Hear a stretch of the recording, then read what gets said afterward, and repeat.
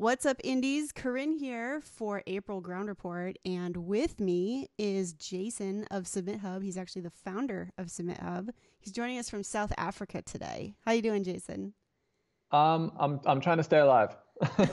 We're on day 34 of our lockdown, which is intense. It's no alcohol, no cigarettes, not allowed out of the house.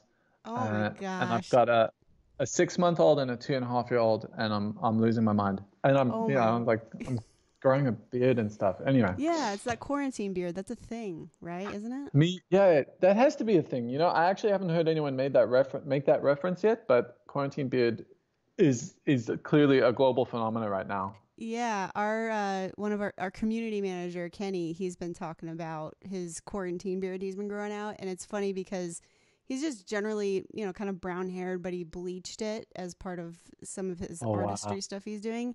And then his Okay. beard started to grow in, and it's like bright red. It's Huh. amazing. So, but apparently it's a thing. Like men are growing out their beards. I Congrats to believe you. it. Yeah, I can't keep up, but Well, we're trying. Some of us can't get it, but yeah, anyway. well, it'll come in. It's fine. Yeah. By the time I'm 50. Right. So, we're going to be going over Submit Hub today. And I think, this is a platform that I've been in and out of, probably a few times in my music career and, taking a look at it. And I've had some successful submissions and some not so successful. And a lot of it was me just being like, wow, there's like a ton of stuff on here. Who do I submit to? How do I evaluate my music? So I wanted to just kick off by asking you, like, why you created Submit Hub. Like, what was the motivation? Why?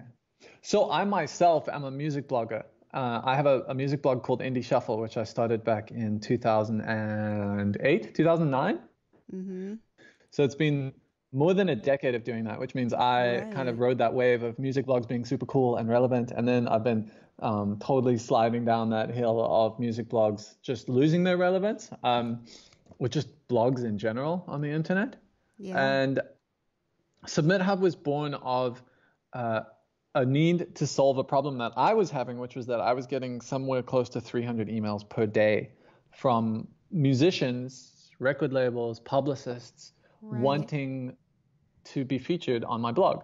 And when it started, it was really cool because it felt like I was getting noticed, and it was awesome to be sent this music that I otherwise wouldn't have discovered. And 2008, 2009 was before SoundCloud, it was before Spotify, it was before all of that. So getting these emails was cool.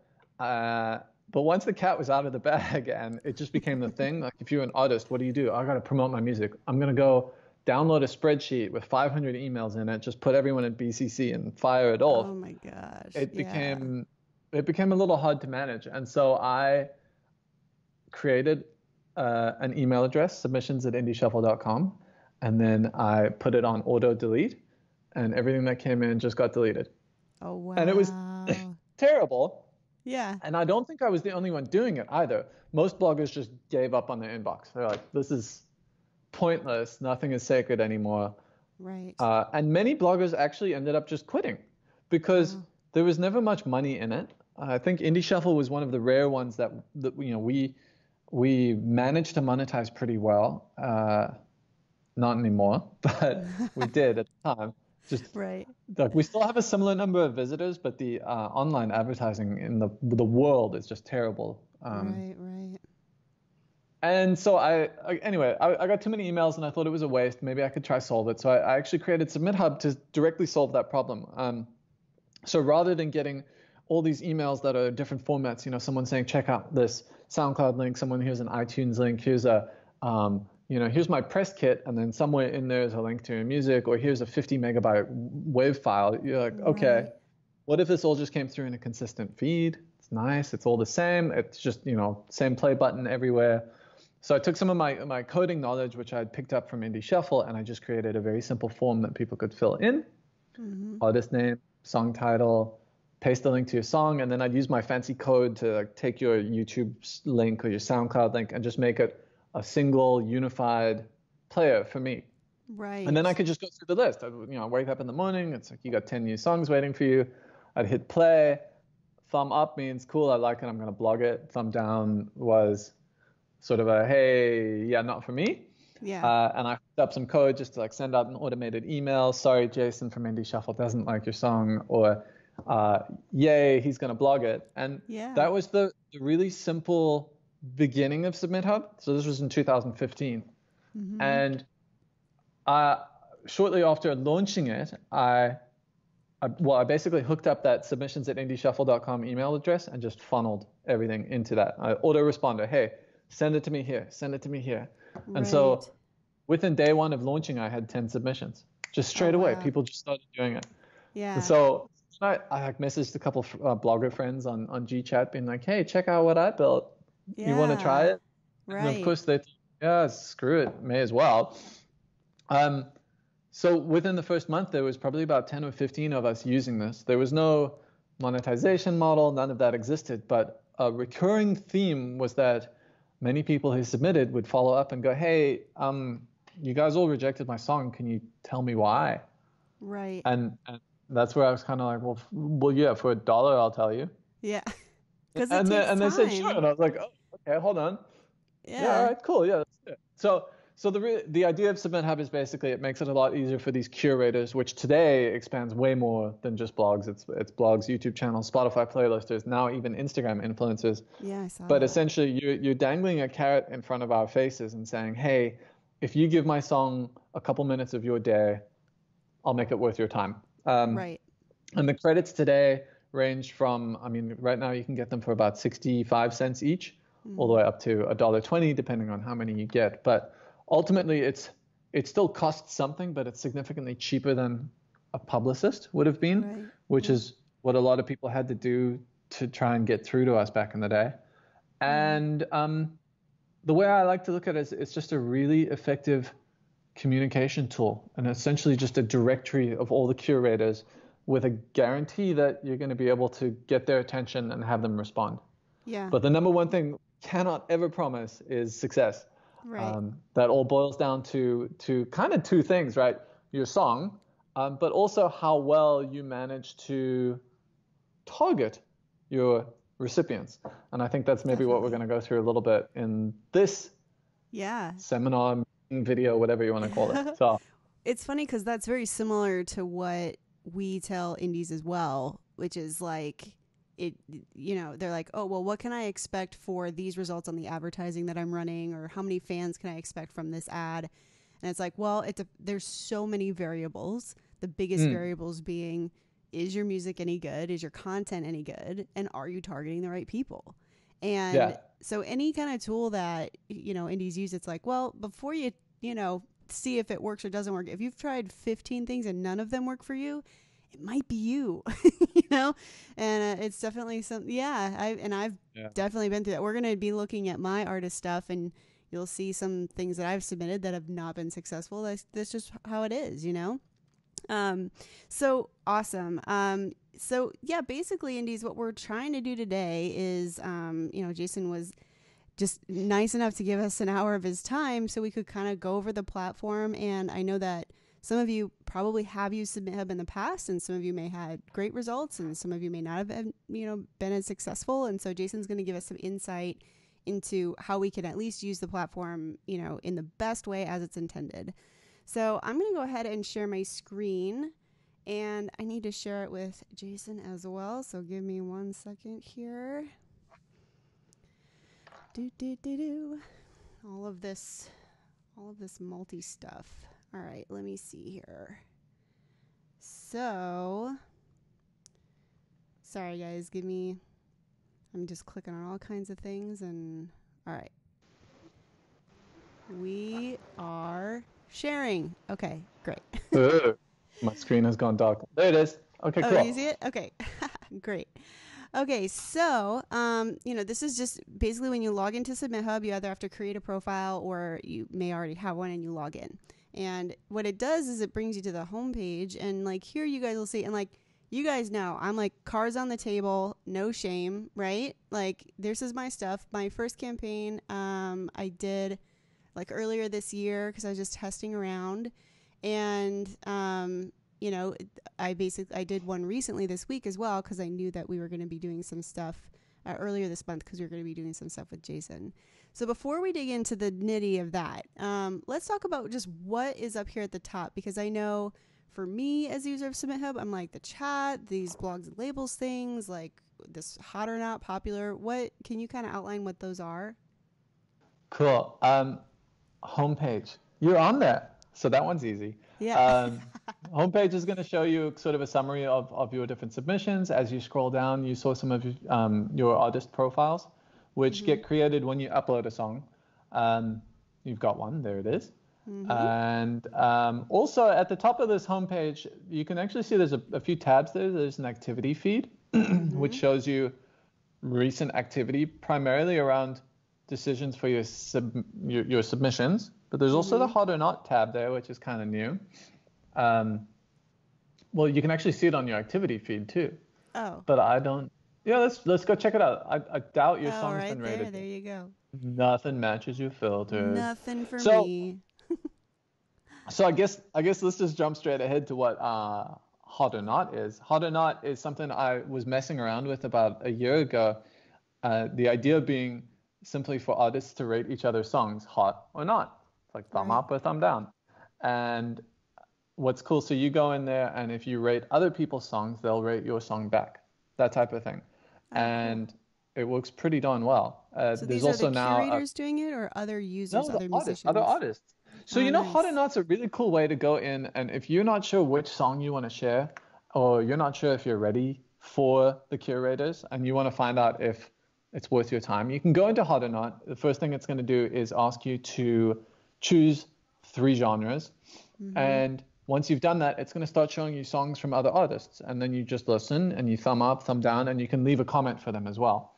But what will happen is that you can send out your song, get 20 or 30 votes on it, and then use that to gauge whether people are liking it or not. In fact, I've seen some people take really rough demos, like unfinished songs that they haven't mastered, they haven't mixed or whatever, and they go put it through the system just to get a feel for what the general reaction is to it, because it's free.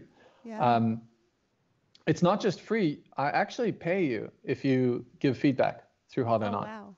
That's amazing. So if you leave feedback for other artists, you can earn premium credits. Yeah, it's incentivized. That's awesome.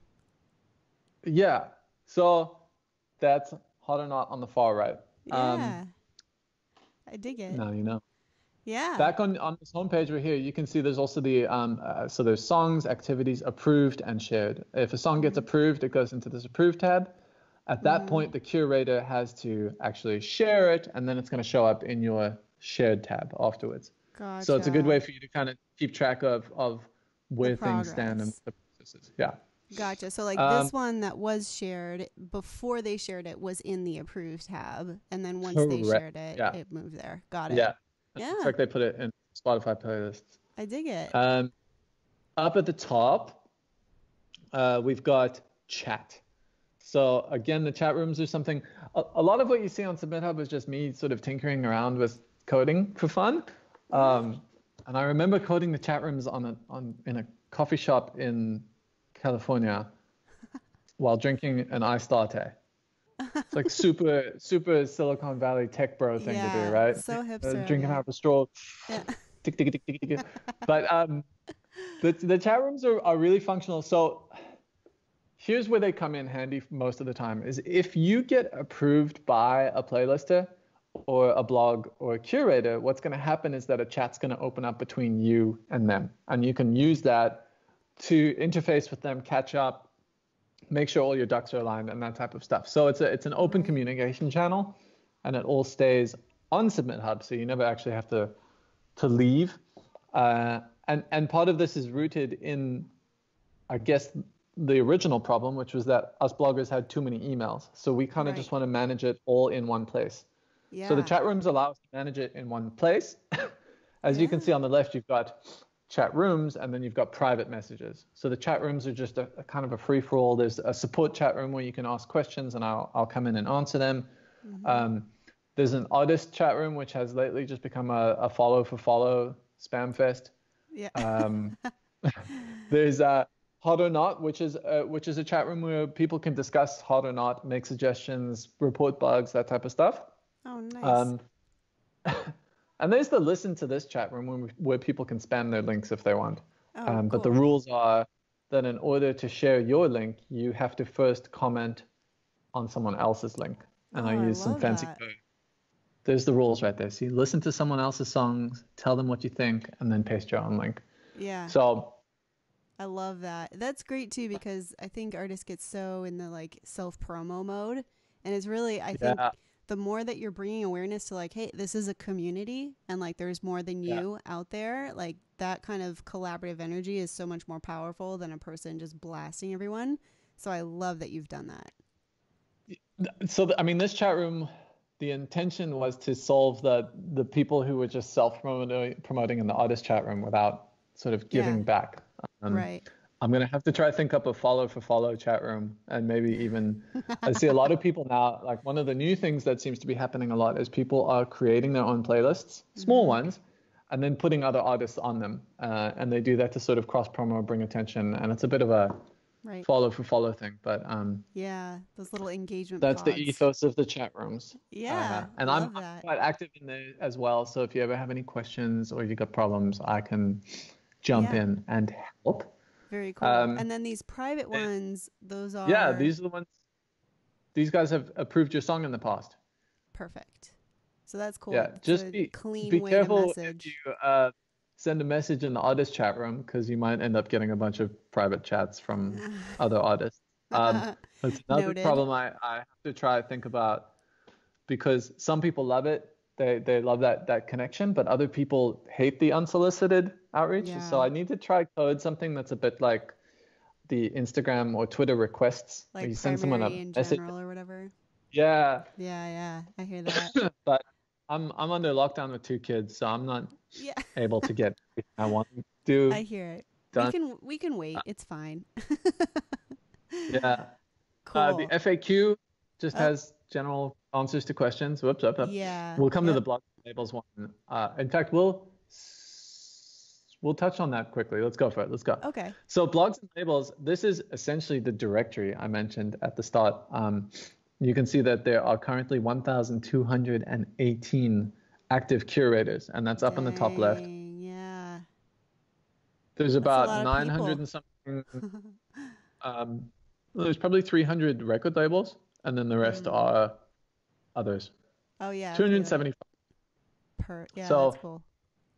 the record labels are all pretty small, and the idea with those in 2020 is that typically you're looking for, the way I like to think about it is you're trying to find a business manager, and your business is making music. But for a lot of artists, that's what they want to focus on, and they don't want to get too sidetracked with all the promo and releases and bookings and whatever. So the label side of Submithub is about creating those connections and opening the conversations. Gotcha. I think it accounts for 3% of the submissions on the site Really?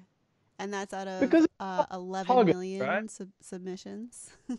Oh, geez, we just passed 11 million. All right. Yeah, look at you. But Wow. yeah, so We hit 3% of 10 million last those. time. Good gosh. Yeah. And we should be forward. We're not necessarily huge label fans here at Entrepreneur because we think there's a lot of That's work fine. people should do before they go to labels. But looks like you've got a lot of indie labels in here. And They're all sometimes those indie situations labels. are different. Yeah, yeah. There's Universal Music Group comes and goes. They've had a few sub labels represented on here, and they're Game big Theory. users of the website. Right. But at this point, they are doing a lot of data analysis and sort of tapping into the various different resources available. One of which is Submithub. Right. So I'll mention that when we get to the popular chart. But Yeah. Cool. the label side of Submithub, I think, is a very specific niche for artists who are looking for that type of help. But of course, almost all of the focus is on the curator side. Right. Right. So if we go to the left-hand filters section, you can go back to the curators, and this is your directory of who you can send to. Just The left-hand every side, single curator that isn't a label is on this every list. alphabetical. On the Wow. right-hand side, you'll see sort of a Rolodex type thing, so you can skip around by alphabet right now. On the So you could jump left or to on the right? far right, very far. Keep going right. Keep going right, all the Oh, way to the oh, scroll yeah, yeah, bar. yeah. Look at that. Yeah, yeah. So you can actually like just jump straight to Love. a letter. Yeah, that's great. Basically, the list was getting so big that I had to create one of these little Rolodexy things. Yeah, I So think I it looks did nice. that last week. Um, Cool. so what you see with each of these curators is just an overwhelming amount of data. And we're going to go through and do a submission. So we'll dive into that a lot more and we'll come back to it. Right. But on the left-hand side, this is actually where you really want to start is with your filters, because there's no way you're going to sift through 900 curators Right. at least properly. Right. So what you're going to want to do is go through. You're going to choose a genre. You'll see there's a bunch of other filters, and again, I'm sort of going to skip through this because this is the big thing we're going to go through in the Gotcha. bulk of our video coming up. Okay, got it. So let's just jump ahead to the next item in our main menu, which is the popular chart. I'm trying to keep us on topic, right? You asked No, about the I love it. Manage me, Jason. I'm into it. yeah, upward management. Here we go.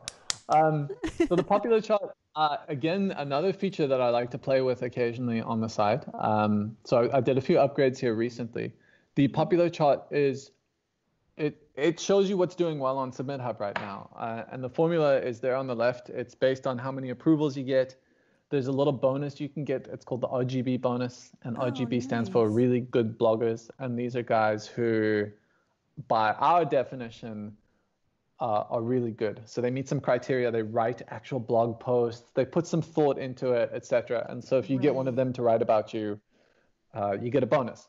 Yeah. And they tend to be pickier. So like Indie Shuffle is a really good blogger because we write blog posts about every song we find, but we also only have a 3% approval rate. Right. So it's kind of like if you get approved by us, you get double the points because it's a strong signal to the Yeah. charts that, hey, this is someone to pay attention to. Right. So the popular chart can be sliced down by genre.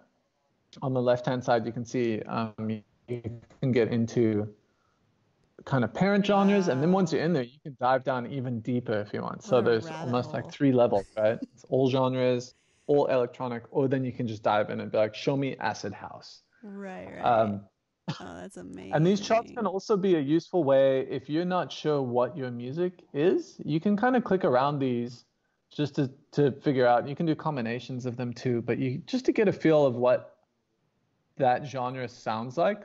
Right. Because I some think people have that's, totally different definitions of yeah. I one mean, versus the other.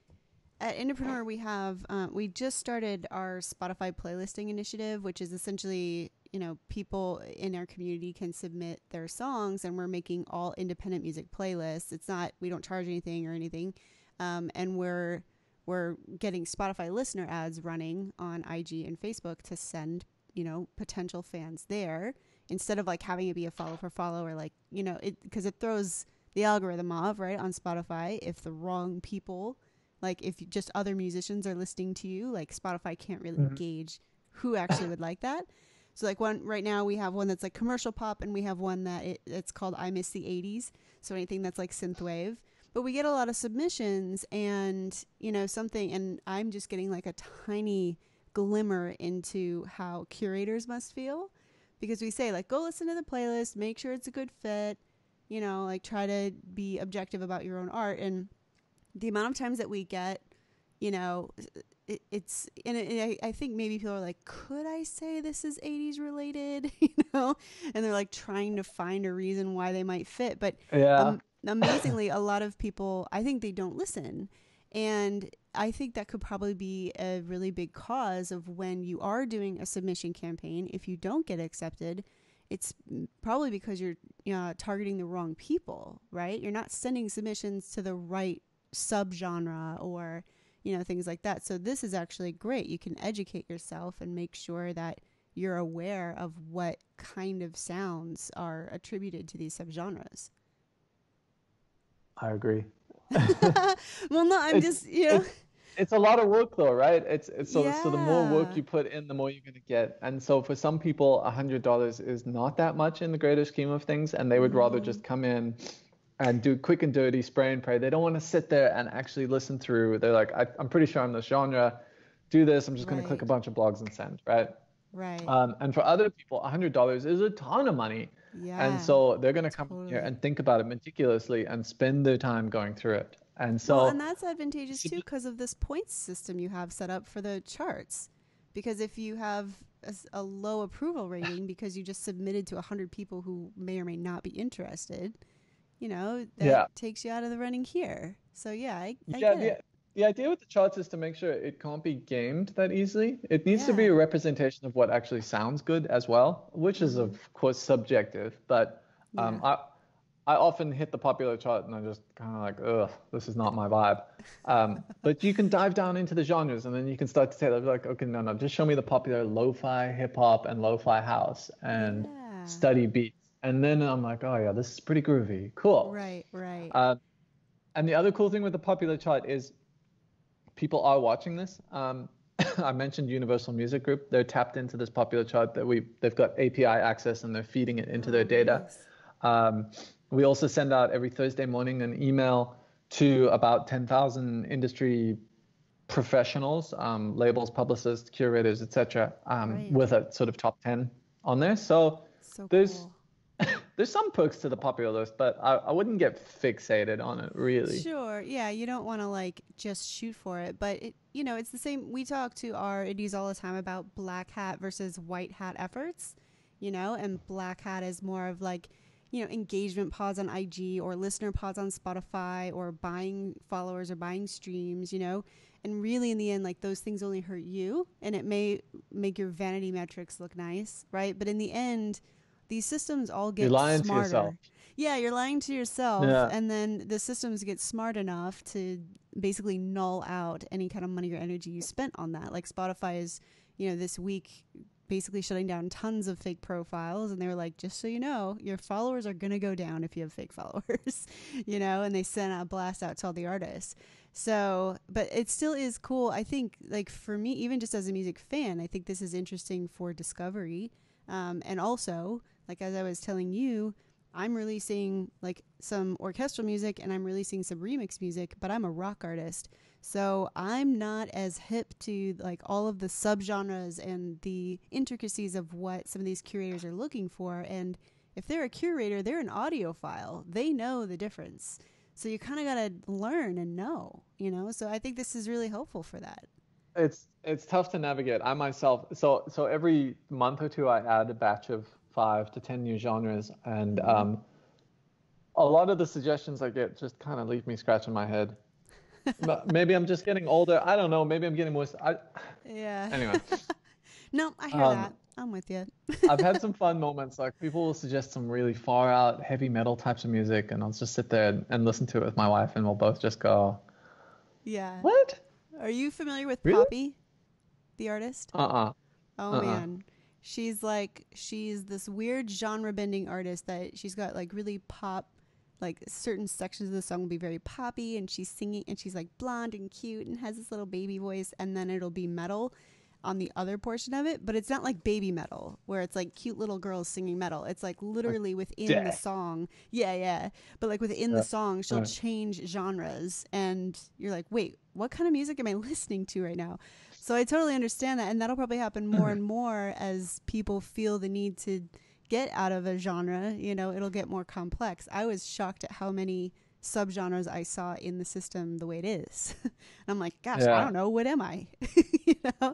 So this is a good way to You do bring up another point as well, is once you start to expose yourself to more and more of it, you realize how good some people actually are. Yeah. And absolutely. And I think a lot of people don't realize that initially, and they go in here, they submit their song and they hope it's going to do well, but if they were to sit down in the curator's seat and actually listen through 20 of these songs in a row, they might be surprised by what they hear. And right.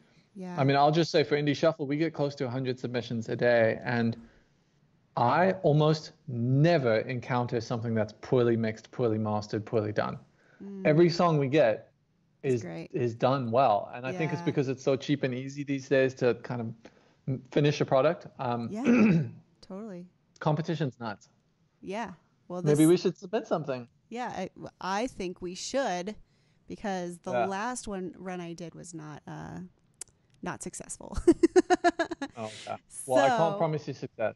I'm not asking you to, that's for sure. Yeah. I think it's more, I think when I did this submission, I didn't even know about the things we just looked at, And okay, cool. since I am out of my element with, this electronic vibe, like knowing that I can go like, what is bass house and progressive house? Like, how do those sound compared to like melodic? You know what I mean? Like, there's just a lot of options there, and now I can educate myself on what the standard is and what those things sound like. So I'm into it. I'll show you another trick as well when we get to the submission Awesome. page that will really help. Awesome. So Awesome. if you're a new user, you would hit submit a song in the top left. Right. And Yep. you're not a new user, but just for potential new users, when they hit submit a song, it's going to ask you to upload your song. You fill in your artist name, song title, put in your link, a couple steps, and you're done. And then So, you're going to like, get through. and so this is like, if I went to edit it, right? Like, I can put the source and any other additional sources. Yeah. And so I remember here, let's just go ahead. I'm going to submit. Yeah, let's just pretend. Well, I got 20 we don't even have singles to finish coming it. out, so. Oh, you do? Okay. Yeah. We don't even have to finish the submission, but cool. Okay. So step one is to paste your link. This is the main one that you're going to lead with, but you're going to be able to add a bunch of other sources. And I typically suggest SoundCloud. Yeah. And SoundCloud has a couple. Yeah. Sorry, I have a quick question. So, do you recommend these as songs that are out, songs that aren't out, or is there a different strategy for each? Good question. I would typically recommend that people start promoting prior to release, and that's pretty normal as well. You sort of want to get your ducks in a row to see what coverage you can get lined up for that. So I would often say 1 to 2 weeks prior to release is a good time to start testing the waters. Oh, nice. And I think, as we've alluded to in this conversation, I never recommend that people go all in. Like, try with 5 credits, try with 10 credits, just get a feel for it, do a submission, see what it's like, see if you get bites. And your first submission is always going to guide your next one. You'll learn a lot as you go through the process. You'll be like a fish swimming through the water. I like the visual. Sorry. Yeah, it's 9:30 p.m. here, and yeah, no, been up since 6. You're all good. Yeah. So SoundCloud is a good one to start with here for a couple of reasons. SoundCloud's API, they're just nice, right? SoundCloud doesn't have any gimmicks. You can listen to SoundCloud anywhere. One of the cool things is that if someone listens to the song on Submithub, it's going to show up in your SoundCloud plays as well. True. If you lead with a Spotify link, for example, that's totally fine, totally cool, but Spotify doesn't let people listen to their music if it's not inside the Spotify app. Right. So if you've ever seen a website embed a Spotify widget, it probably forces you to open the app. Yeah. It's annoying. Yeah. And even if it does like play on the website, if you look, it's actually just playing in your app. So if you like open the desktop app, you'll see it's playing there. Right. Got it. And that's cool. It's how Spotify monetizes so well, and it's how they stop the piracy and all of that. But it means that on Submithub, we can't tell how long someone's listened for, and that's an important part of Submithub is essentially guaranteeing you that they're going to listen. Right. So yeah, they're putting in the work. Yeah, and that's also actually the main reason. So I guess we'll get to this. I'll come back to that point when we get to the choosing your credits. I'll explain why things exist. Yeah. So you've pasted in your link here, and it's a private link, it looks like. It is currently. It again. publishes on Friday, so it'll be up in 36 hours. But yeah, right now it's a private link. Which means that you don't have any other streams, right? So I guess I have some, but I guess those are just from... Well, if they're not public, they're not going to work. Yeah, exactly. So, yeah. So, like, YouTube, private stuff is private. Spotify won't play because it's... Like, do you even have a Spotify link? I have the URI, but not a link yet. So you can kind of make a link, but it's not a valid link until it goes live. So if somebody puts it in Spotify, like, it doesn't... Yeah.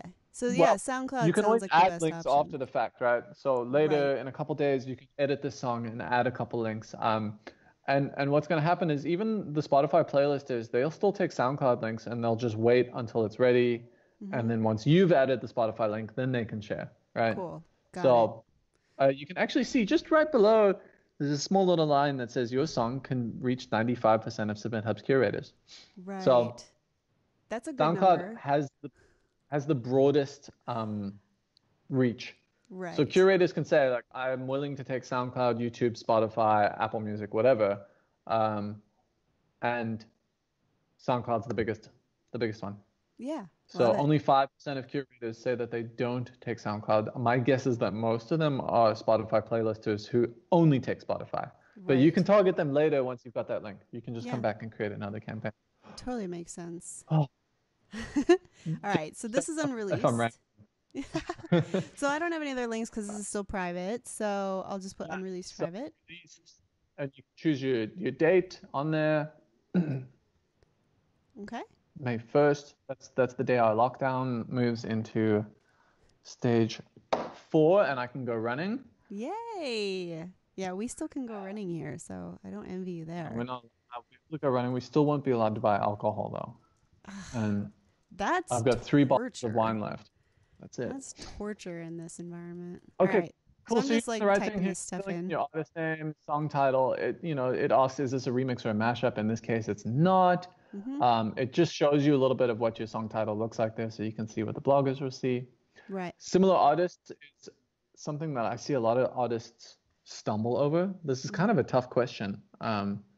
And I've just seen people hit this field and just sort of disappear into the distance of trying to think, what do I sound like? Right. I'm unique.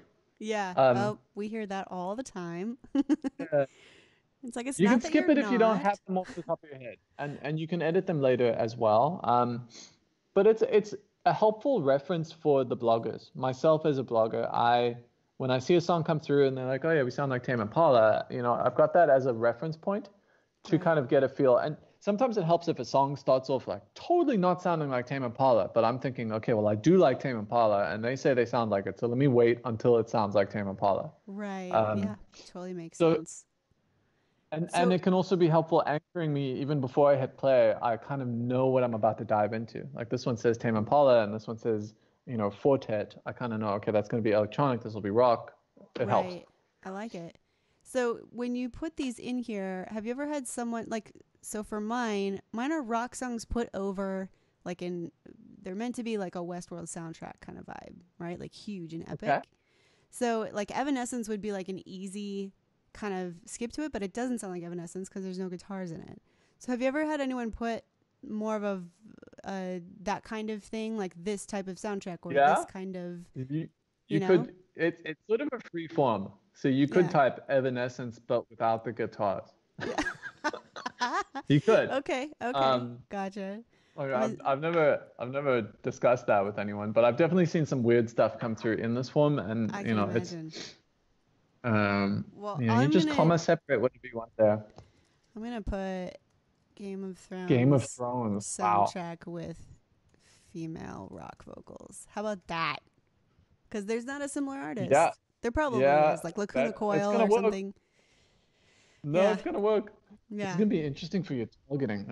I You're know, gonna I have to know, get I there. know. I wanted to give you the biggest challenge possible as we were doing Oh, this. jeez.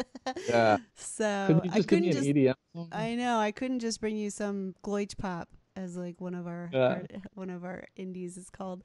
Okay, so this I'm sure people will get tripped up on, right?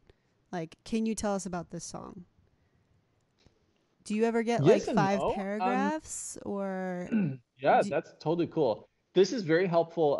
So playlisters tend to not give a shit, right? mm-hmm, But a blogger does. A blogger has to write a story. They have to write something about you. And so this is where they right. draw a lot of their information.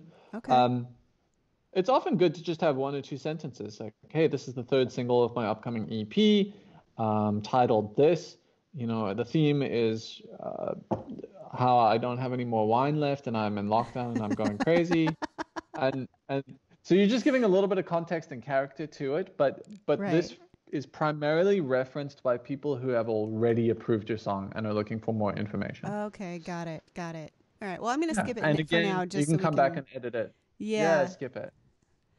All right, and I've Uh, got my artist profile linked already. So if I didn't yeah, have it, I could create a new one, correct? exactly. Yeah. Mhm. Or if there was another person with your artist name, like don't hijack theirs. You can create Right. your own Yeah, type of thing. that makes sense. But in this case, you're sorted. So you Yeah. finish your upload, and it's going to take us to our next screen. Bim bam boom. Perfect.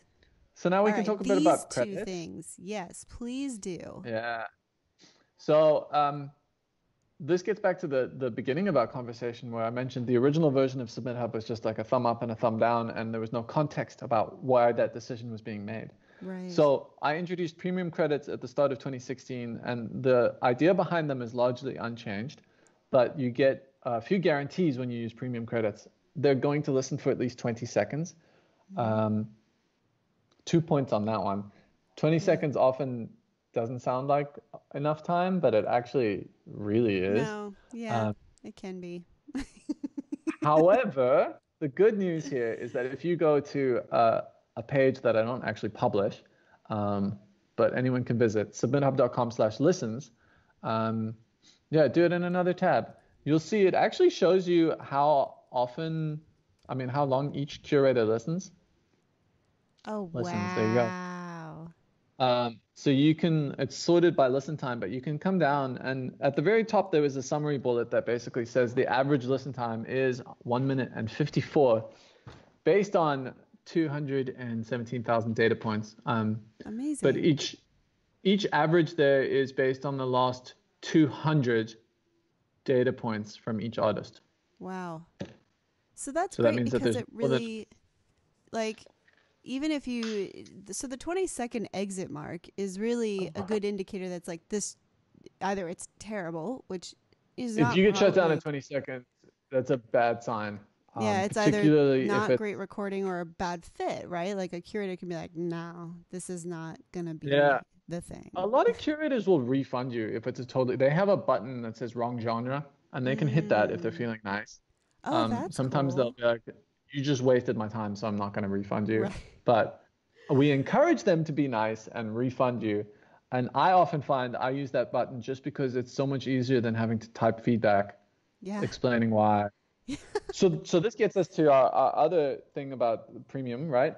So they need to listen for 20 seconds, which we can track because of the way that the site is coded. Right. And they have to provide at least 10 words of feedback if it's a no, which is often the most sort of contentious and hardest part of Submithub if you are an artist, because no matter how good you are, the rejections just come flowing in, right? And I think that's just a reflection of music in general, right? You're never going to please everyone. Right. And you can either get yourself all worked up like Kanye West and get pissed off, or you can move along and just try to focus on the 10% who do like your music. Right, so right.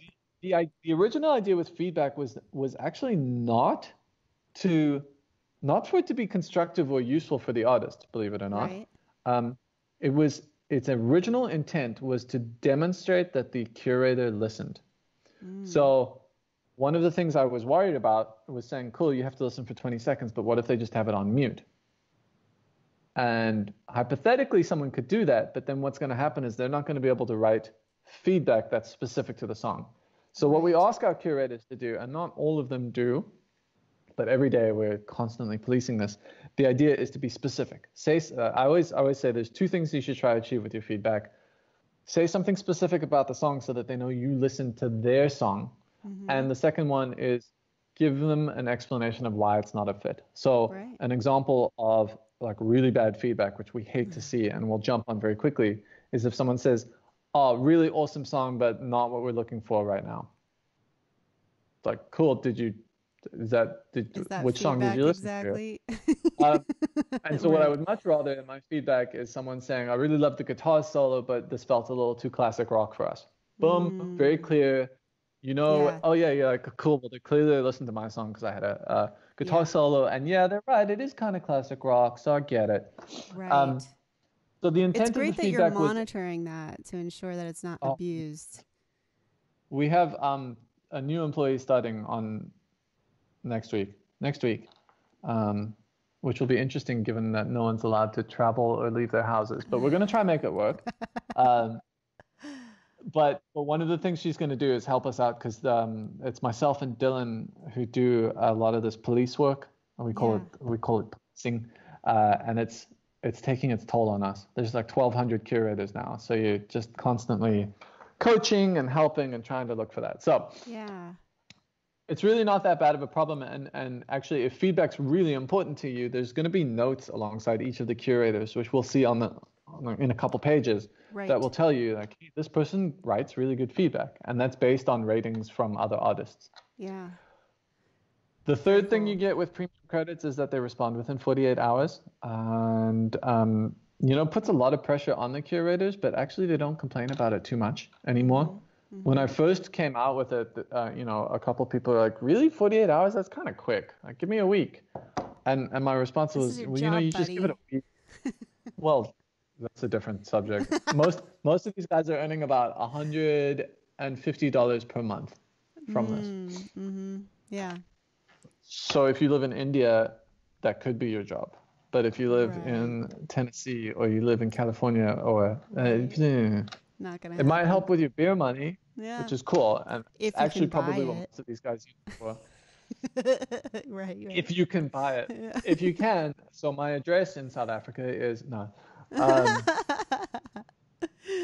Love that. So you're going to get a response within 48 hours, which was, it's a huge change from what it actually was prior to Submithub, where you would send out emails and no one would ever respond. Mm-hmm. So what you get on Submithub is like, you're going to get a response within 48 hours. And I think there's an 85% response rate right now on average. That's great. So if you send it out to 100 people within 48 hours, 85 of them will get back to you. Mm-hmm. And the 15 who don't, you'll get those credits back so that you can either send to them again or use it for someone else. Yeah. I just want to insert here, Jason, that everything that you've told me so far, and I'm sure we'll see even more of it, and what I'm valuing about what you're sharing about the platform is that it definitely was created with curators in mind instead of somebody trying to sell musicians a service. It's almost more like, I mean, and that is kind of, just the sheer hierarchy of this process, right? Like musicians are looking for curators, but the fact that it was, created with a solution in mind for curators who are being swamped and overwhelmed with good and bad, I think is really what makes this most intriguing to me, is that it's like, okay, this wasn't meant to gather money from musicians and, make them feel like they're doing something in their career, right? This is something that is, both for the curator and the musician, and you're like playing matchmaker, versus just like charging people for things. You know what I'm saying? So I'm going to hire you for my PR team. I do have some media training. Just kidding. Because that is often one of the complaints I see on Twitter and Reddit. I'm very active on all of these forums, I guess if you call them. But you often see frustrated artists who feel like this is yet another service that's trying to take advantage of them. Right. And I mean, to your point, this was built to solve my problem as a curator. And I put a lot of time and effort into balancing both sides, right? So there are some things that curators wish I would do differently. Like if they had their way, they wouldn't have to type feedback and they could just listen to a song and decline it, right? Right. So there's a definite balance to be struck here. But at the end of the day, I think part of its success is that I am one of the actors, and I'm not just trying to build this like looking down, trying to figure out what's going on. So that's what strikes me, is because, I mean, obviously at Indepreneur, we see lots of horror stories about how many other services and platforms and courses and blah, blah, blah that are taking advantage of a musician's sheer desire to succeed, And so the way that this is structured, the number one red flag is if someone offers you success. If someone guarantees you success, run away. Right. Exactly. Yeah. We the same. Yeah. Yeah. Awesome. So, all right. So let's not get, I don't want to take too much of your time, and we're like at 10 minutes. So if you're able to hang them back a little longer, that's cool. But otherwise, let's. Cool. Yeah. No. Let's keep going. Let's keep going. We got 40 people watching. I know. There'll be more later. Not to mention everyone who's gonna, well, maybe they're falling asleep. I don't know. No, all of our live stuff, a lot of people, they know that we publish it. We don't ever take stuff down. It's always available. They'll come for back. Restream. Yeah. That's good. And then just while we're here, standard credits are free. You get 2 of them every 4 hours. They refresh automatically after 4 hours. Oh, yeah, but you only get 2, and so you have to use them to get more. So it's not like if you just sit there, they keep adding up. You have to use them, and then they'll reset to 2. Yeah. And the difference with standard credits is that the curators, they do have to listen, but when they make a decision, they don't have to tell you anything. Right. They have to click play before making a decision, but they don't Uh-huh. have to listen for 20 seconds. They could listen for 3. Mm. Those are standard credits. They've got a much lower approval rate, 5%. But personally, as a curator, I actually really enjoy these because sometimes I just don't have the mental capacity to sit down, listen, and write feedback. Or, hey, I want to smash my emails right now, but I want to listen to music in the background. That's when I'll put on the standard credits because it's sort of a no thinking involved. It's just, Right. do I like this song or not? I don't have to explain myself. Yeah. And I dig it. I've approved hundreds of free submissions for Indie Shuffle to be published on our website. So Very cool. 5% is the approval rate. I mean, you can see it there. You send them out. You send out 100 of them. It's going to take a lot of time. You're going to have to be very diligent. But at the end of I know it, there's guys and girls sitting out there that are like 4 hours. have the time. Timer. 4 hours. There I'm sure there's a lot of very absolutely are. resourceful musicians out there who don't have the cash, so I'm sure that's happening as well. Yeah. Well, if you're a cash-strapped musician, you can also go leave feedback for other artists in Hard or Not, and I'll give you some premium credits. So That's right. Good note. Good tip, guys. yeah. All right, cool. Cool. This page is looking kind of stark right now. Yeah, it changed. You used to have a bit I more feel like information. I saw more on it even the last time I was in here. It used to ask you what other languages you were comfortable receiving feedback in, but that ended up actually just confusing people. Right. And Submithub's come a long way. Like if you go to the top right where it's got your little user icon and you hover over there, you can choose a language. Oh. You can also go day mode if you want. There's day mode, night mode, but like you could switch to French, for example. I'm not gonna because I'm afraid I won't be able to. Do it. I'll help you. En français, c'est très bien. Oh, here you go. This is actually showing you some more detail that it should be. Yeah, that Yeah, one yeah. is No, this looks right. Okay, so you see everything's in French. Yeah. So we can switch back to English. You go back to the hover. Thank you. Langue. And then English. This is going to ask you 3 things here. I'm actually not sure why I wasn't showing this before. I need to investigate. Yeah. I wonder that's if it's weird. because you. I know what happened. I can see you reading the code in your mind. No, we don't know. Remember it's how fine. we were flipping back and forth between premium and standard?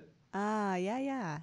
You hit next. You chose standard, and standard doesn't come with feedback, so it didn't ask you how important it was. But when you change the language, it sort of reset the website, and the default on the website is premium. Gotcha. So that's what happened. Well, good. So if you were to hit back there, you'll see you're on premium now. And another clue is that in the top right, it shows 126 credits, which is your premium. I'm super rich. Yeah. This is like the in-depth Submithub tutorial. Well, when I do a test, I told you, I like to go all out. So even though you said to just start with a few, so now I'm going to learn that. So this written feedback thing, obviously these are pretty self-explanatory, but from a curator, they don't love leaving feedback. So, are you irritating people if you ask them for that feedback? No, you're not irritating at all. 95% of submissions have this. This is actually designed more for the artists, right? So originally it was just feedback. Everyone has to write good feedback. That's the end of the day.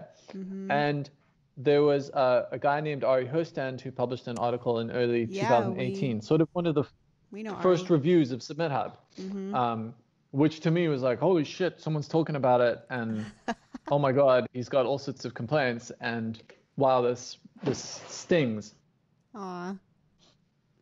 No, it's okay. You grow. Well, but that's what he was saying, right? That it stung I guess to get the feedback? It stung him, but it also stung me. So I guess. Yeah. These options exist in part because of that article. So one of the things he said was like, I don't want feedback. Just don't give me the feedback. And I said, well, Ari, the feedback's really important because it is sort of our proof that they listened. So I'm just going to roll out a compromise where you can say it's not that important to me, and then I won't notify you when someone writes the feedback. And the bloggers still have to write it, but I'll also let the bloggers know that Ari doesn't really care what you have to say. So if you want to just be generic and be like, cool song, but not a fit for us, go for it. Got it. That's the second option there, right? And Yeah. then the third option was the one he really wanted, which after 2 years I finally caved in and did, which is instead of giving feedback, just make the curators listen for at least 90 seconds. Mm. Go on, click that option, see what happens. It says, don't do this. Um, it links you to an article. So what actually I'm happened so after glad a we're year, I talking sort of, about this because I yeah. assumed this is what I submitted all mine under was Oh, no, these. don't do this. I know, and like I can take it, okay? Like I can take feedback. I'm not scared, you know? I get ripped up all the Yeah. time even when I'm not asking for feedback. It's fine. So but I always thought that this was like, oh, well then that means the curator is investing more time, so therefore, like they won't No. listen as much here. So this one perplexed me for a while, but what ended up happening was that the approval rate on the feedback ones was 12% and the approval rate on the 90-second ones was 5%. Ah, And that's so so when we first interesting. started looking into it, I was chatting with the bloggers about it. We got the bloggers chat room, which is private. Um, but I posed this. I was like, guys, I noticed an interesting trend in the percentages here. And so, what do you guys think it is? And one of our initial thoughts was, the 90-second submission is often artists who don't want to take the feedback, they can't handle it, and maybe it's actually just because their music sucks. So we Mm. trotted along, being like, yeah, no, that sounds reasonable. Okay, yeah. Um, but I don't think it's that. I actually think that when you put yourselves in the shoes of a curator, we're sitting there listening to the music, providing feedback, and when a song starts, we actually, almost all of us, hit decline as it starts playing, Mm. because the decline is a prompt for us to start typing our feedback. And when you're listening to a song, you often want to type the feedback as you Like go, while like it make your goes. observations as you're doing it, right? Mm-hmm. It's much harder to make those observations when the song is done, but it's way easier to essentially live tweet. Right. Um, That you're makes like total writing your sense. feedback as you. So now I hit decline. I get ready to write my feedback, and it says, "Oh wait, they don't want feedback." Yeah. So I just have to listen for 90 seconds. Well, I had that Yeah. email I need to go respond to. So then they open up another tab, and they go deal with that email. And then next thing they know, it's playing another song, and they forgot what they listened to, and Yeah, I gotta it's a admit, like terrible when we're option. going through the Spotify submissions for our playlists, and like I said, I'm not a curator of any significance, but I have received a tiny window into the world of a curator, and like it usually doesn't take 90 seconds for me to be like, this isn't a good fit. So then if you're then forced to listen to 90 seconds of it, whether you like it or hate it, it's about if it fits that situation that you're looking Yeah, for. I can yeah. see how that would Sometimes it's just be like, frustrating. yeah, I can totally understand that. Well, I'm not going to Most select of the that time, one then. it's just because they lose their focus. Actually, I think that's the main thing. You lose your Yeah. focus. 90 seconds is a long That's time. We try to get people to watch our videos for 90 seconds. Like when we advertise videos, we're doing 2 to 3 minute, 2.5 to 3 minute videos at least is kind of like what we recommend that indies use to, do campaigns for people to consume the content. And past around the 90-second mark is where it's like, all right, if they're still here, they like it. But if yeah, they, yeah, yeah, for if they sure. drop off in the Or first they went to 25%, go get a cup of water. yeah, Um, exactly. And so it's just interesting. I never really thought about that if someone was not interested, but then you made them listen to 90 seconds of something they knew they didn't like or want, how irritating would yeah, that be? a little So bit. yeah, and I understand some people don't want the feedback and that's fine, but I'm thinking about that psychological impact nonetheless. I'm sure all your If curators you are. want to maximize your results, Mm-hmm. um, always choose the feedback is quite important, the Okay, top one. I'm gonna do it. And if you really don't want to see the feedback, then there's actually an account setting. And in the top right, if you go to your account settings, which we won't Mm-hmm. do right now because Right, we don't want to leave this page, right. but there's your email preferences, you can disable those emails. Just be Oh, like, don't tell me, just at the end of 48 hours, give me the summary. I don't want to know. But I think most people they kind of want to see it come in Yeah. too. As Um, musicians, we need to be objective about our art and also understand that everyone's going to have different perspectives and you don't have to listen to an individual perspective. But if there's a trend, and we push data here at Entrepreneur all the time, if you see that 90% of them come back saying a similar thing, it's probably something you should at least consider about your own art, yeah, yeah. And they're not all going to come back with the same thing because they're unique little butterflies, and yeah, of course. no two people hear a song the same way. So someone might love the vocals and someone might hate the vocals, and that's not proof that Submithub But if is they a all scam. hate the It's vocals, actually proof that they're real people. Yeah, So, exactly. But if they all hate the vocals, anyway. there might be something to pay attention to there. So, Yeah. all right, so cool. Second and question, this copyright. one's pretty self-explanatory, yeah. It's now 10 p.m. here, so I'll get it. That's okay. I'm still having fun. Okay. Second question is pertaining to copyright. This is primarily relevant if you are sending to YouTube channels. So if you think about what a YouTube channel is, it's basically a big music channel that profits off other people's music. And they're asking for permission to put your song on because, as we all know, YouTube's got a very notorious copyright system and they don't want to get in trouble. So that's essentially what they're asking for here. If you get approved by a YouTube channel, they're going to ask you to sign a form, which is through Submithub. And it might seem scary at first, but actually, once you read it, you're like, okay, no, this is just for their channel. They don't own my song anywhere. Like, it just says, it's essentially if YouTube comes along and says, hey, we've been told you are violating copyright claim, yeah. They can produce the document and be like, no, we have permission. Yeah, that makes sense. So the answer to this question is sort of dependent on whether you want these YouTube channels to be able to upload your song or not. And based on your choice here, it's going to filter people out. So it's actually going to hide anyone for whom this is a requirement. So your options are, yes, I can give them copyright permission and they can monetize it. Or yes, I can give them permission, but you want to keep the money. Or no, you can't give them permission. They have to use whatever links you provide. Right. And so if you aren't the sole copyright owner of a song or the sole songwriter and can get permission from that person, or if it's a cover, right? Like you would need to select then you probably can't give them permission to do it. Right. Exactly. Yeah. Okay. And you might end up burning a bridge if they do approve you and then they show you a song and you're like, yeah, jokes. I never really had the rights. Right. Like a lot of people sign this form saying, hey, I give you permission, but they never really did have permission. Yeah. That's no bueno. Yeah. Thing with YouTube channels is they actually can be some of the most influential on here. Really? These guys can pull, so they're really picky about what they choose because most of them only upload a few songs per week, right? Right. But we've got a lot of YouTube influencers on here who will pull in 100, 200, 300, 500, 1,000 plays on your song. That's crazy. We've got some who can easily pull in more than 1 million on a song. And of course, they want to keep the money. Yeah. It's probably not going to be much money anyway because YouTube's one of the shittier monetization platforms. But like 1 million plays, that'll add has some spillover effect, right? Yeah, you're going to get sure. at least 100 Spotify listeners out of that. Yeah, right, exactly. So some of be other ways. Some of these YouTube guys are really clever about the playing the game of what shows up next. So I don't know if you've ever listened to music on YouTube, but these days they line up songs, right? Right. And so a lot of these channels are very clever about keyword targeting, and they know how to make sure this song shows up after this song. And totally. Anyway. Yeah, makes sense. Oh, we've made it. We've made it. All right. So just good luck. Haha. Thank you so much. So we talked a little bit about some of these, right? So if you don't mind, and just so that we can let you go to bed, I really would like to talk about these additional filters, which some of them we kind of already know. And also when we start seeing certain notes, and I think I have it on a...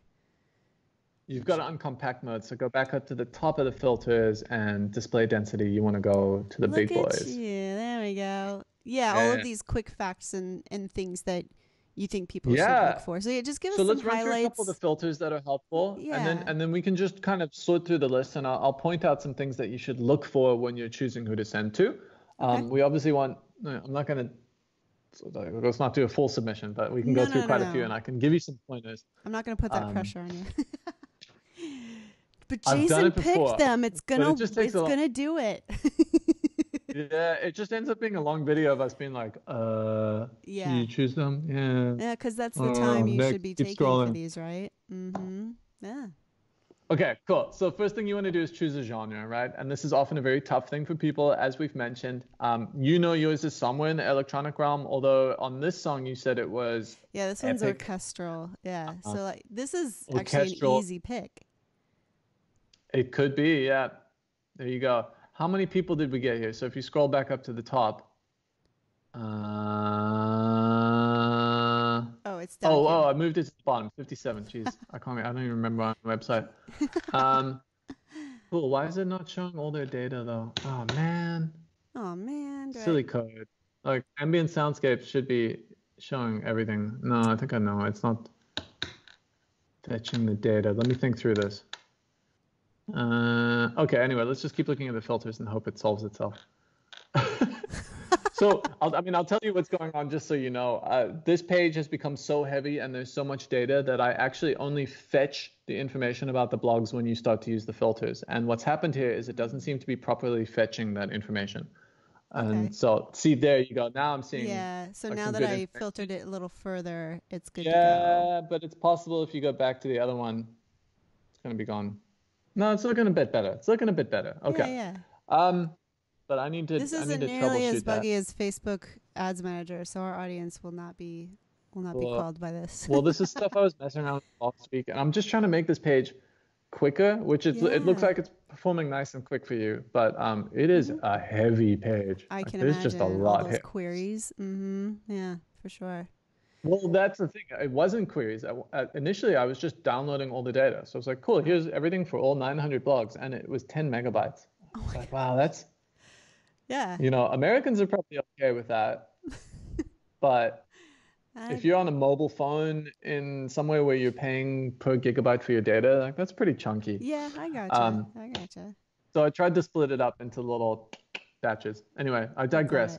it. You had cinematic music, which was pretty good. Yes. And now you are looking at the additional filters. Mm-hmm. So let's just run through them. Really good bloggers. These are music bloggers who approve at least 85% of their songs as blog posts with written content. So Okay. the idea behind this is that if you are, oh God, we can go on and on about what influence blogs still have these days. The answer is that they do still have influence, but regardless of that, the content that blogs create can be really useful. So for starters, you actually have someone writing about and putting thought into your song, right? And the Right. idea with the really good bloggers is that that's sort of the group that they are. By contrast, someone who puts you in a Spotify playlist isn't really going to give any context with that. They're just going to chuck you up there, right? Right. Right. So even if the blogger has literally one listener, which is themselves, you're still getting something out of it, which is content. People have Right. written about you, and you can turn around and use that in your press materials. So you can Absolutely. put a cool photo together that says, I really love the guitar solo, Jason from Indie Shuffle. Chuck that up on your Instagram, your Facebook, your whatever.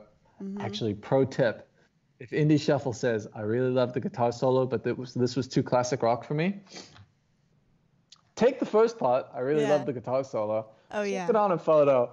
There's Totally done Jason that. and Indie Shuffle, and spread it on. Your fans don't know that it was a decline. They just know that there's someone. So it's like a social validation in a way. Yeah. Um, Totally. so fuck it. Just go get a bunch of declines and use those.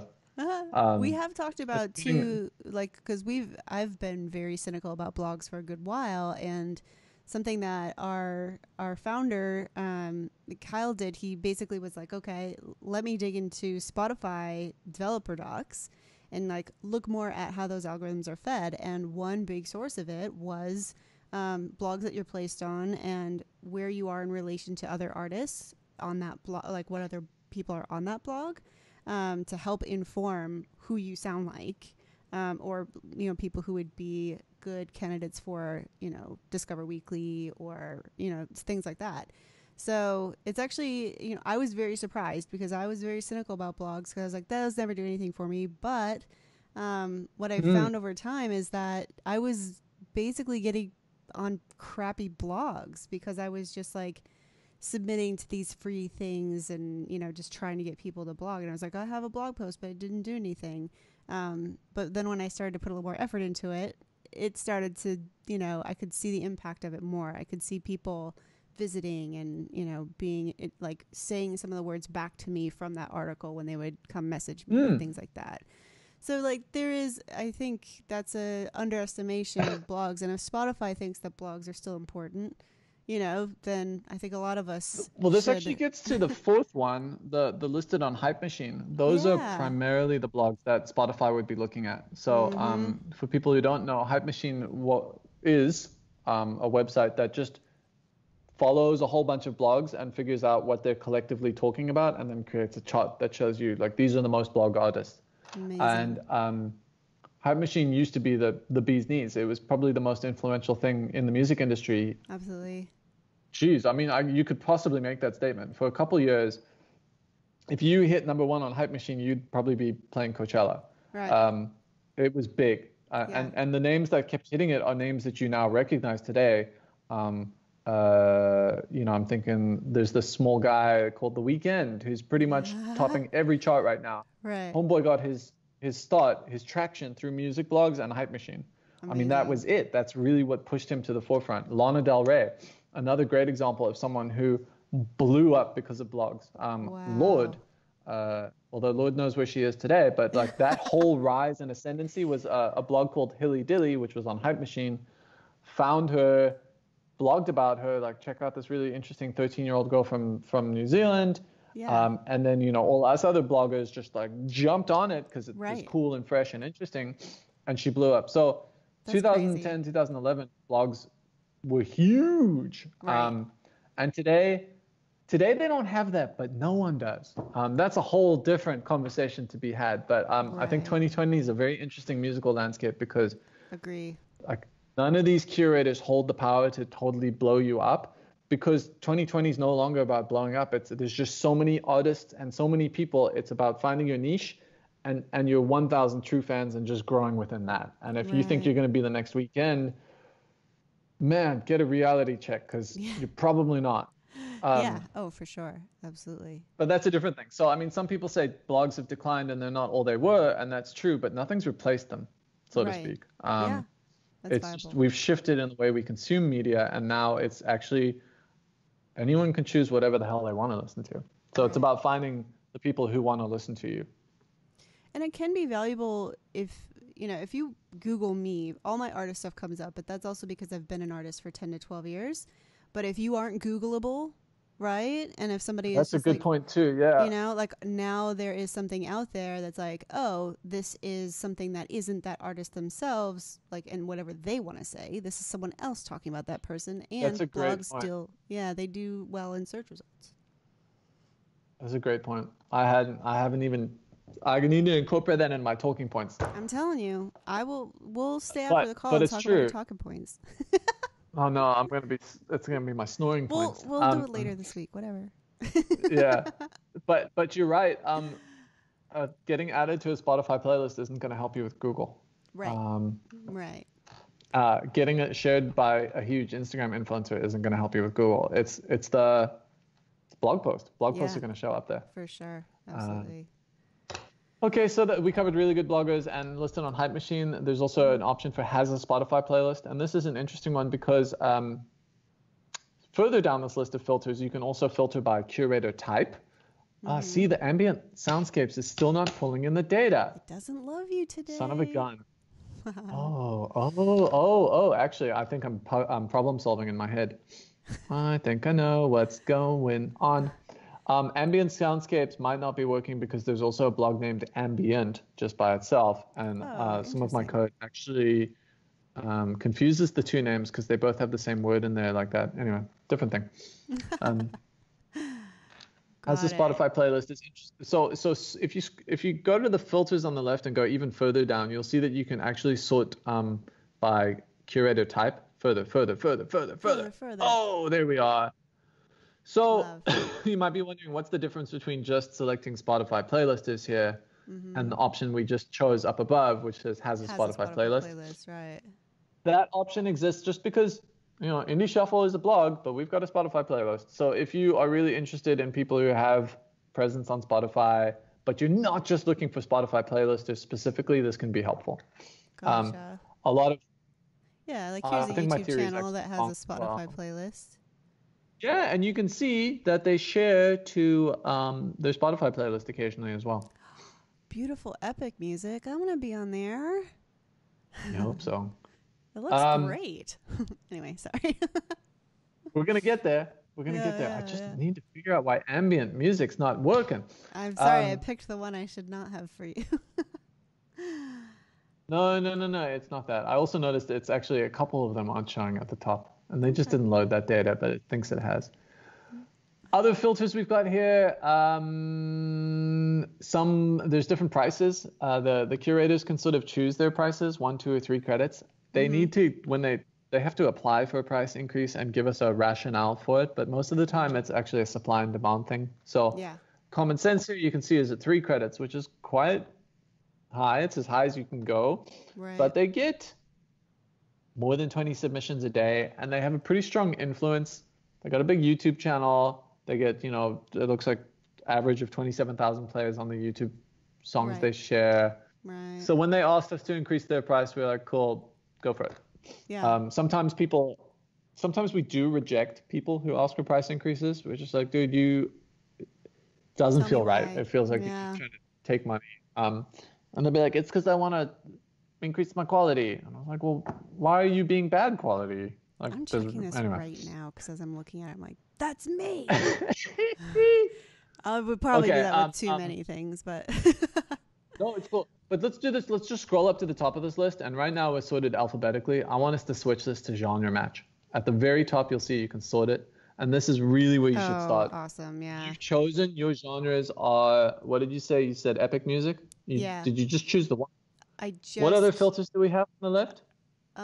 We've got, has a Spotify playlist. Has a Spotify playlist. Okay, so cool. Changes really good too. Yeah, but just keep in mind, everyone narrows you down further and further and further. So now you're down to 10, and it actually deselected your previous selection. That prompt you just clicked OK to was warning you. No, I know, but that's interesting. Would actually deselect these for now because you're dealing with a smaller subset to begin with. You're already in a niche genre. So, there's 900 plus people on here, and just choosing that one genre has brought you down to 57 curators. It's a niche. Right. So you don't really need to filter it because you don't have to go through that many. Well, I mean, it's the bit. It's 57 a lot. We're not going to do 57 on this phone call. No, but please no.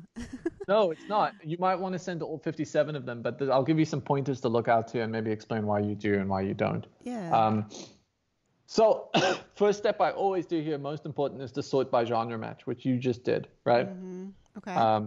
And what this does is it gives you a score. When you put in a genre, it's based on that curator's history in this genre relative to all the other genres they have selected and relative to all of the other curators on the site. Mm-hmm. It's a really fucking intense formula. Yeah. That's a lot. I had to get like super stoned for a couple days in a row just to figure that one out. I love it. But it works, and it's quick, and it's real time, and it pulls up. So when you see someone who's got a 5 out of 5 genre match, it means that most of the time they actually really like epic music, right? And you can see that Universo de David Lynch, which is a David Lynch fan site, funny. loves sharing this type of music, and they often do. You can see that they also maybe I'm going too fast, but in this note, we're just focusing on genres to start, right? So we've got a genre match, but there's another place we can look. There's a bullet that says genre history just above those screenshots. Right. And it shows you they've approved a bunch of those cinematic ones, but they also like, and this part's really helpful, they also like neoclassical, instrumental, singer-songwriter, and alternative. Yeah. So this helps a lot when you're not sure about your genre. You sort of fall into a few. And so you choose one, and then you see someone come up. And now imagine that David Lynch one had said also likes rap. You'd be like, okay, wait. Maybe not the right definition. I guess that's a good situation. Like, for example, right, with Poppy, like I was mentioning, right? She's like super pop, and then she has this metal section. It's like, well, if they like pop, but they also like metal, they may appreciate this. Whereas if they really like pop and hip hop, it's like, this is probably not a good fit. So you can figure out some of your like medium or crossovers, genre crossovers, which is really cool. That's one thing I noticed about. Oh, go ahead. Yeah. No. I was Go, go. interested because I haven't really seen.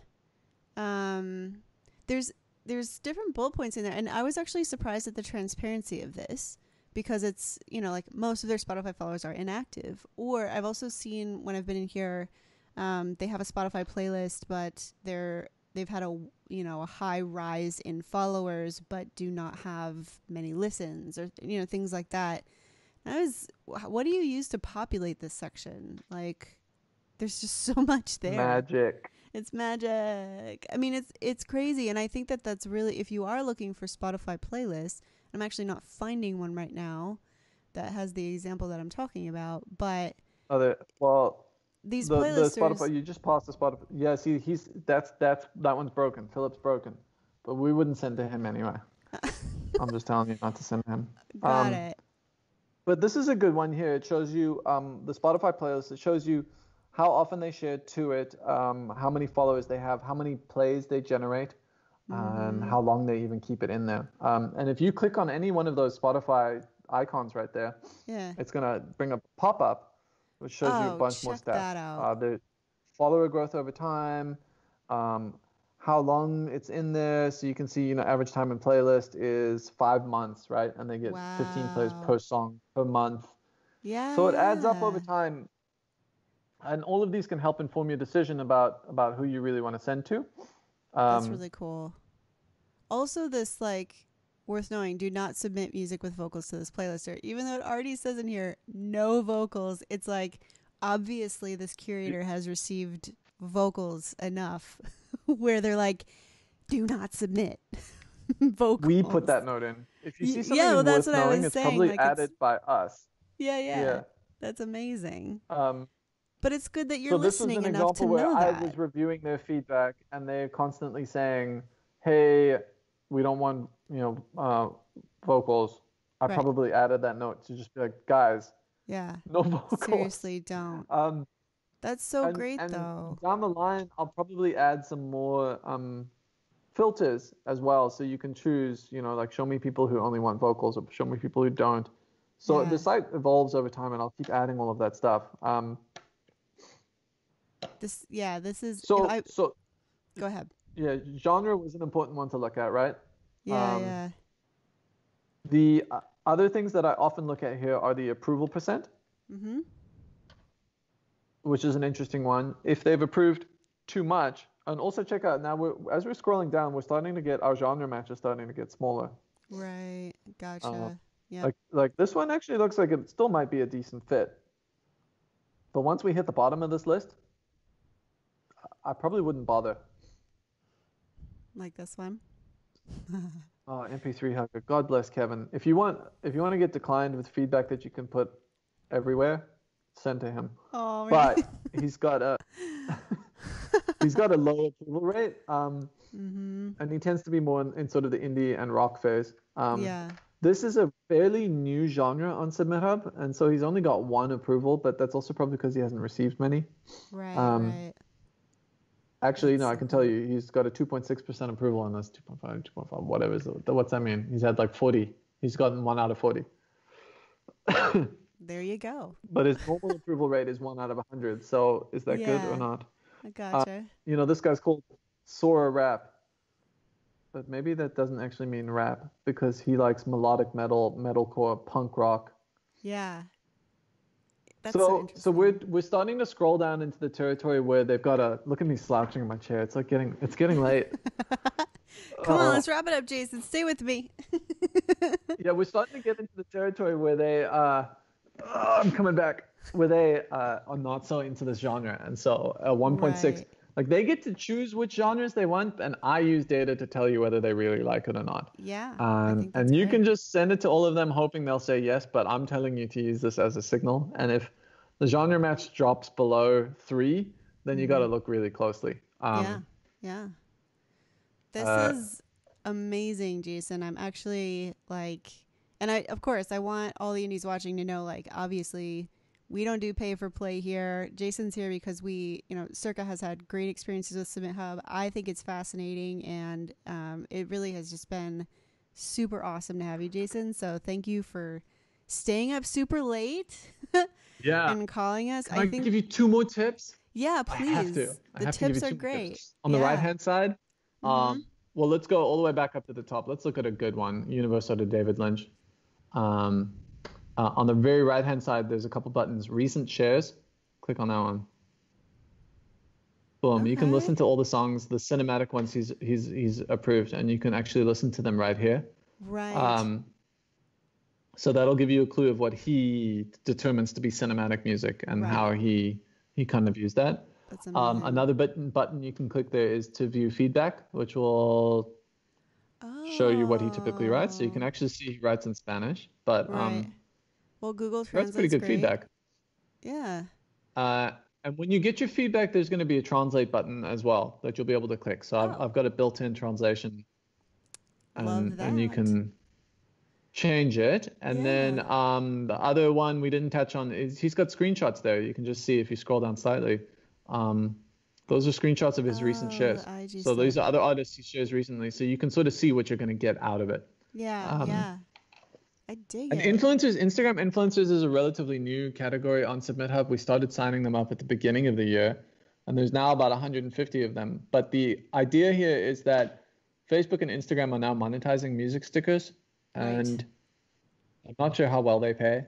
I don't know if there's much data on that, but I haven't it's seen a supposedly royalty there. check They from are. it just yet. Yeah.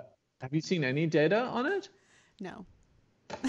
Okay. Because Usually I see I'm curious. I royalties. want to hear. No, I see payouts and royalties on things before I get documentation about the fact that it's coming. So Uh, if I get this yeah. random check from BMI for this new source, I'm like, wait, when did they start doing that? So, I mean, I'll take it. I'll take those Well, 10 the pennies. the influencers ideally, I mean, and a lot of this is taken care of through your distributor. So if you go through DistroKid and you choose to upload your music to Instagram, what it means is that these guys, these influencers, can then go and share a sticker in their story with your song, and Yeah. when it gets played, you're maybe gonna get royalties. You're supposed to get royalties. Right. Yeah. But we don't know what I don't know what Facebook's rules are. Like how like a story can only be so long, right?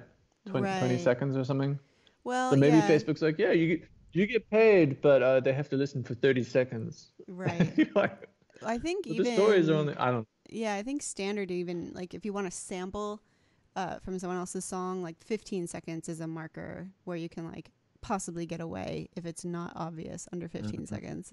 So there's some, Well, stuff that's in the there. idea with these influencers is that they are allowing you to um, expose yourself to a new audience. And you know, people say people are leaving blogs and going there, and so the question is kind of where are they going?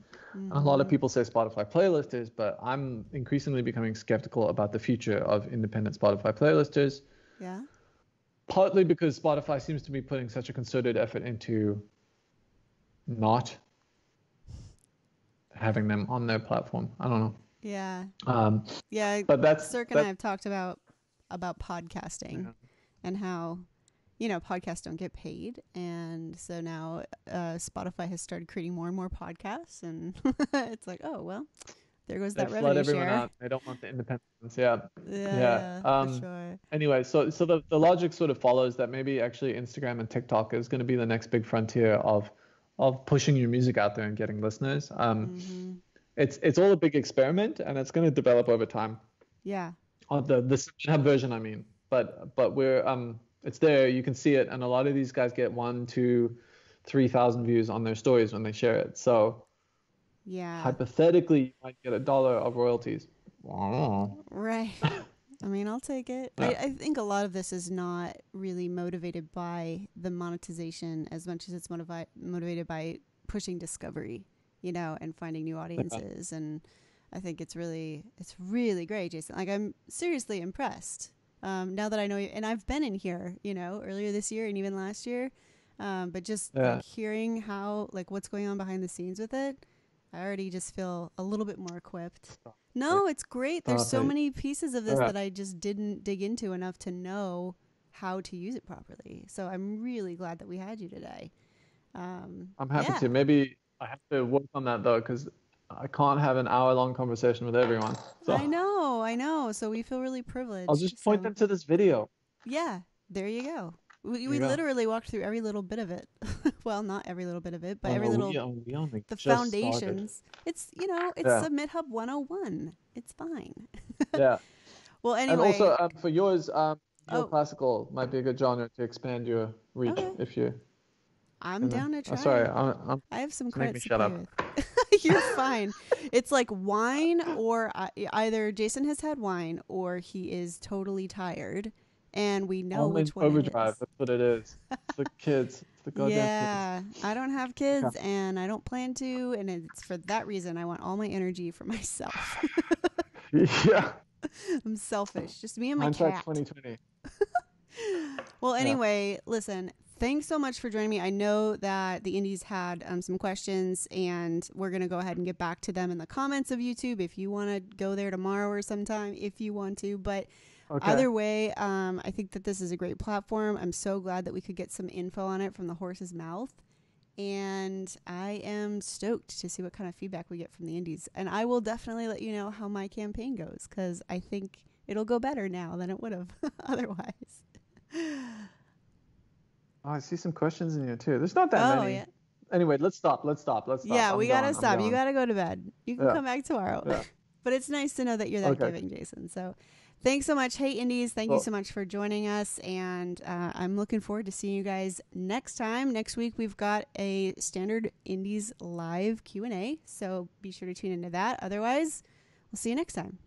Bye, Indies.